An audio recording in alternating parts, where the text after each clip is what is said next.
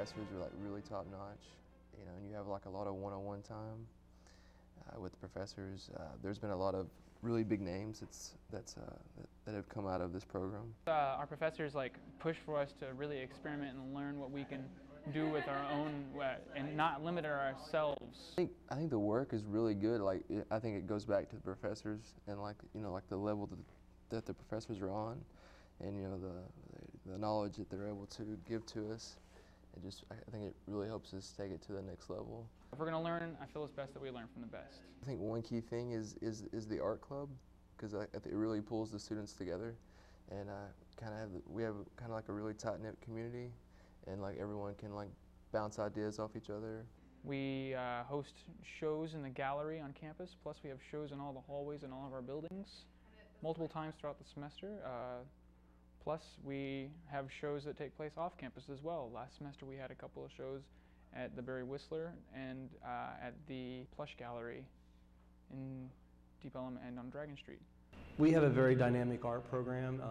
We've been gaining notoriety both regionally and even nationally, and I think it's good for people to come and see what young emerging artists are doing. It's just an amazing program in general. Really.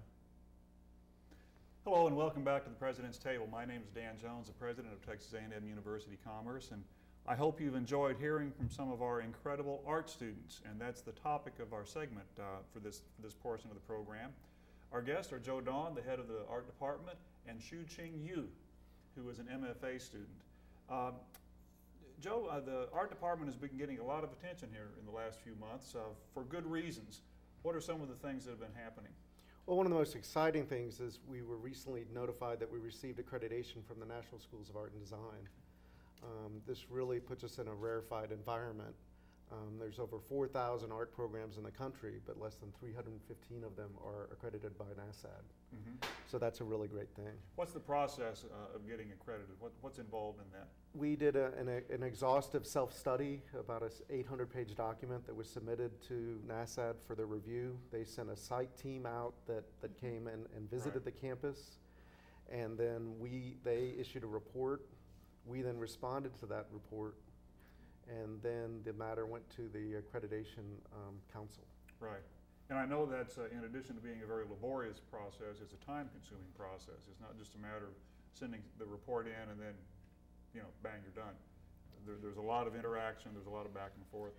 All the faculty and students have been working in this process for over 3 years. Right. Yeah, I can remember this started not long after I arrived, which is a little over 3 years ago. So, well, congratulations. And it is a wonderful achievement. I think sometimes people who are not in academia don't always appreciate the value of discipline-specific accreditation, but it is truly a mark of quality and a great distinction for the program. So hard-earned but richly deserved. What can you tell us about, we saw some of the students a minute ago, what can you tell us about the kind of students we're getting and what kind of talent and aspirations they bring?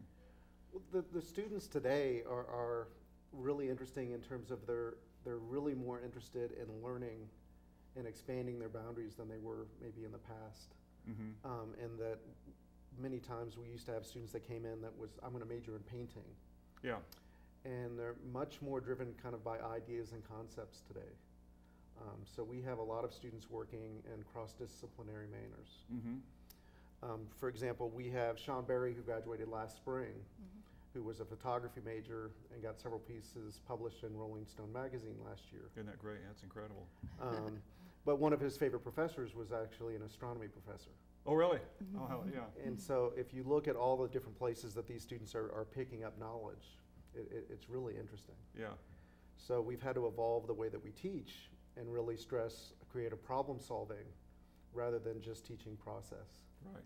And that creative problem solving is something you can take to any media or even any walk of life. Right, right.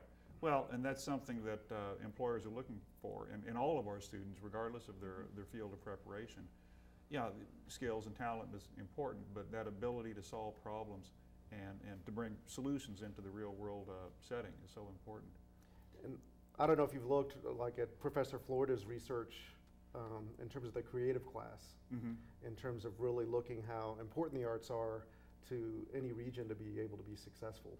Right. And that the arts are actually a needed component to foster that creative environment that you need for industry to actually be successful. Right, right. No, I couldn't agree more. You know, obviously we need more scientists, we need more technicians, technologists, mathematicians, and so forth. But there's a creative dimension to every field of endeavor, and art is what helps bring that out. Shu-Ching, what attracted you to our program here from Taiwan? I always have love for art. So, when I was in Georgia before I came down here. So, I heard Commerce we have a really good program here. So that's why, of course, I got scholarship as well. Well, that helps, right? That helps. Yes. But you wouldn't have come if not for the reputation of the program. The reputation was important in your decision. Yes, yes. And also, I know I want to be like our community, really supportive of our community. Now, I did talk to some friends before I came down here. So, and I think I have to say myself, because at the end of this year, I'm going to have my MFA thesis. Yes, so, I wanted to ask you about that. Yes, my title of the MFA thesis called On Fellow Skepsis, in Contemplation of Navel. So I want everybody to come to really experience what I have experienced. So when we talk about contemplating the navel, we'll see an expression of it in art. Yes, right. Yes, with my drawing size from 62 inch by 44 to 36 by 50 something, really large. So good. I wanted audience have that kind of a feel that those psychological depths and really powerful kind of image as well. And when will that thesis exhibit? From December 12th to December 17th, but we do have a closing reception right after graduation. Oh, good. Okay, so right after graduation, yes. Closing reception for your MFA thesis exhibit. Yes. Great. Well, we look forward to that. Thank you. And Joe, we have something else coming up in the art department. There's the annual holiday art sale that's going on, and that actually opens up on Wednesday, November 30th at 5 to 7 p.m. Okay. And then it will continue on for 2 more days, December 1st and 2nd, from I think it's open from noon to 5. Okay. And that'll be in the art building? In the University Art Gallery. University Art Gallery. Great. So I'd encourage all of our viewers to drop by and enjoy the art and take some home. We have just a little bit of time, with just a few seconds. I know that we have a program at our University Center location in downtown Dallas, which has achieved remarkable recognition and notoriety.